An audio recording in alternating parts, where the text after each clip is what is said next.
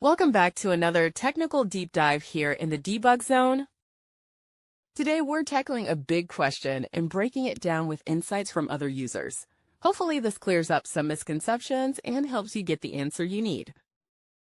So buckle up, stay a little curious, and let's jump right in.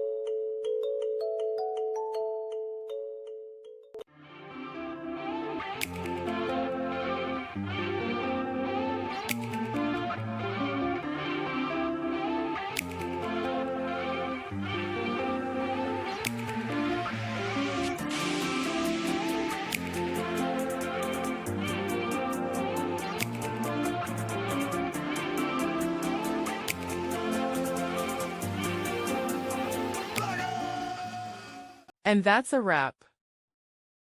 I hope you found the answer you were looking for. If you did, take a second to hit that subscribe button. It really helps out. And let me know in the comments which solution worked best for you. See you next time in the debug zone.